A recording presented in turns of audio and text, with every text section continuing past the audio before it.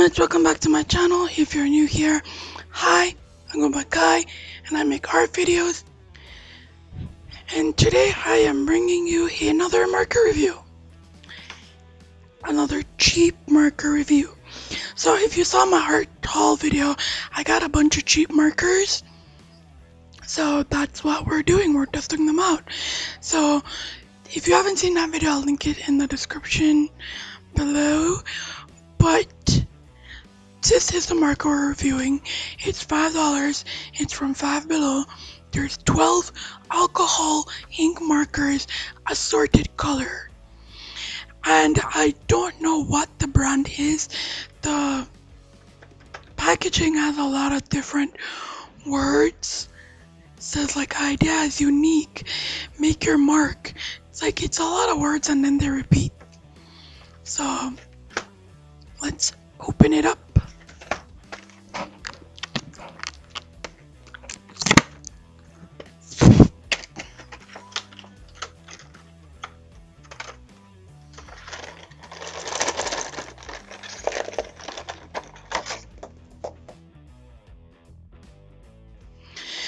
Alright, so these are the markers.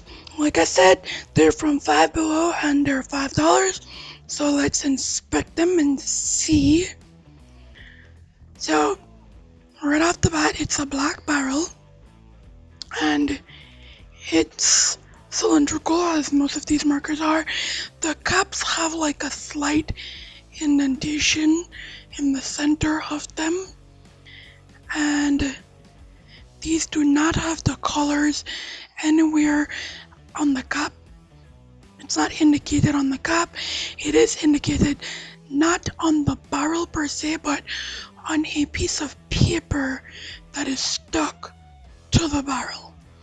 So if the paper comes off, there will be absolutely no way to know which marker is which. So there's no name, there's no brand name or marker name. It just says dual tip marker. It however has a color name and color number. There's a bit of section that shows the color of the marker, supposedly. One end is thicker and one end is thinner. I don't know if that indicates what type of nib it is, but let's find out. Also, I don't know if these are brush tip or chisel tip or bullet nib. We don't know. I've never seen anybody review these markers before, so let's find out. Alright, it's a bullet nib and a chisel nib. So that's the bullet nib. It's kind of short. And then this is a chisel nib. Now look at this. I haven't seen a chisel nib quite like this one before. Like, I have a lot of different brands of markers and I haven't seen any chisel nib like these before. So that's interesting. Alright, so if my desk looks very white, I turned up the exposure just so that you could see the markers better. They roll. Oh, something that I see drawing wobbles do. The caps, they don't clickety-click on top of each other. That's not really a problem for me. I never put my covers on top of the stuff. I kind of just do this. Blah. The one good thing about there being no color indication on the cover is when I'm drawing, I tend to take off the covers. Sometimes I will take off both ends if I'm using both ends of the markers, and I have before put the wrong cover on the wrong marker. That wouldn't be a problem here. So I guess that's a good thing, but not really, because the way I sort my markers is I see them this way. So I pick the color I want this way. That wouldn't be a possibility on these markers. So from what I can see, the thinner line of color indicates the bullet nib, while the thicker one indicates the chisel nib, which seems smart. Alright, so there's 12 markers. Let's swatch them out.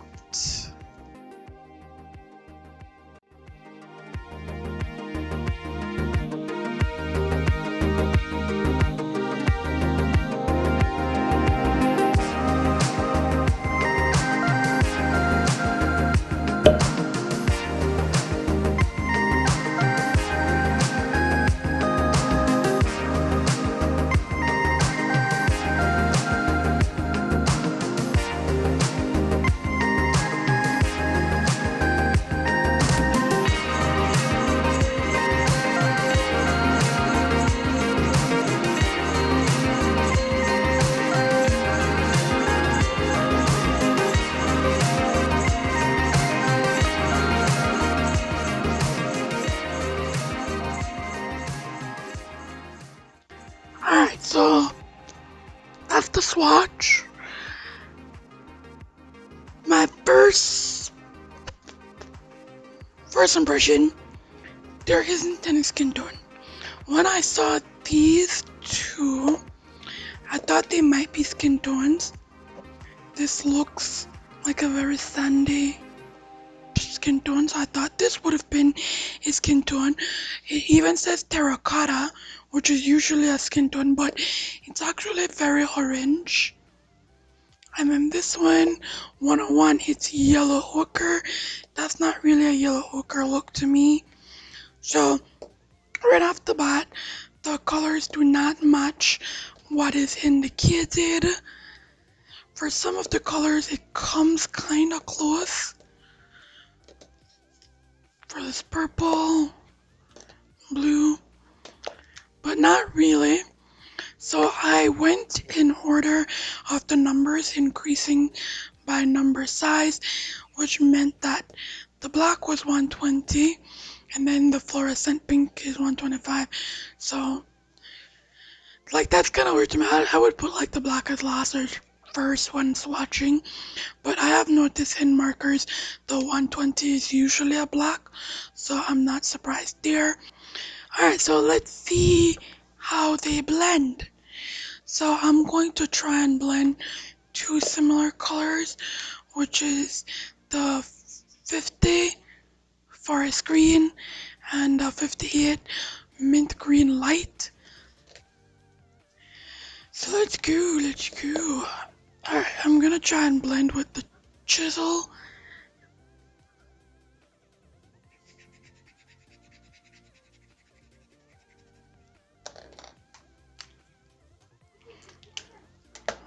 Alright, so that passes the blend test for me. It's not that great. You can still see the line where the two colors originally meet, but it's still possible for me. Alright, so like I said, these markers are $5 for 12 markers, which makes it 42 cents per marker, which isn't a bad price.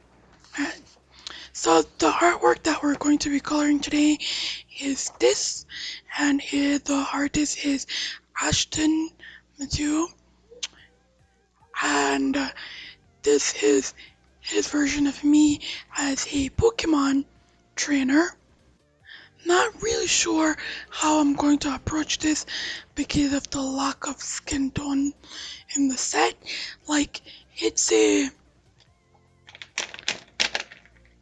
obviously it's like a primary set, primary colors, but I would still expect to have at least two skin tones for 12 markers. But let's see what I can do. I'll do the best that I can with what was provided to me. And by provided, I mean with what I bought. Alright, so while using these markers, I was experiencing a lot of spreading, where I will put the ink down somewhere and it would just spread out and go outside of the line work. And I was very upset. But once I finished the drawing, I for some reason decided to test out the markers on a different paper, and I did not experience any spreading. So I think the paper that I was using in this video played a role. So besides that, they operate like any other alcohol markers. I don't really have any complaints about the ink or the nibs or how they blend. Like I said, getting 12 markers, I really would have liked having at least two skin tones, like a light skin tone and a dark skin tone or something thereabout, just so that I could have variety. I used this color, what was it?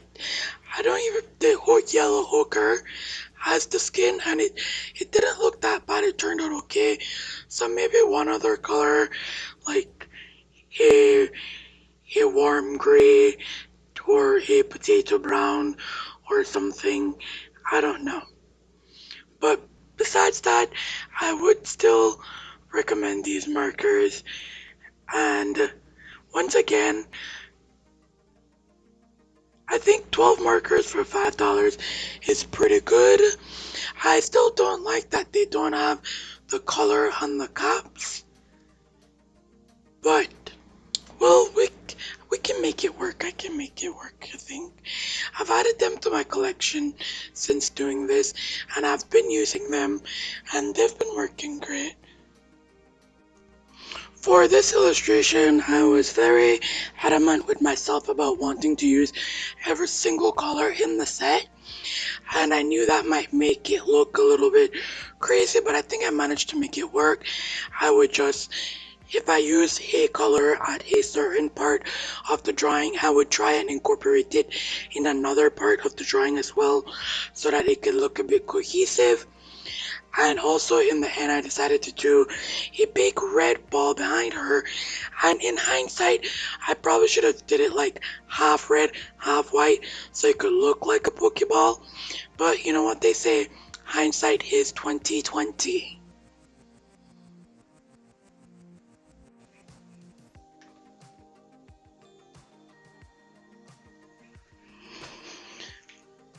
Alright, so that's it. That's the finished piece. Let me know in the comments, what do you think? Do you think I was too harsh on these markers, or was I too soft on these markers? Would you still buy them? Would you say to yourself, oh well, they're only $5, so why not? Or would you hold on to your $5 and save up until you could afford one of the smaller packs of the Ohuhu markers, for example? Let me know. I'm curious. If you made it to the end of this video, thank you so much for watching. Please like the video. Like the video if you liked it. It helps my channel out. Subscribe if you haven't already. Hit the notification bell for more marker reviews. I promise that's not all I will be doing. There are other type of contents coming, but like I said, I'm just trying to get through all the markers that I have so that I can add them to my permanent collection or not and use them every day. So I'm not sure if I'm gonna keep this set just because I think I have these colors already in different sets, so it would be redundant. I might give them to somebody that might appreciate them more than I do. Who knows? We'll see. Anyways, I will see you guys in the next one. Bye!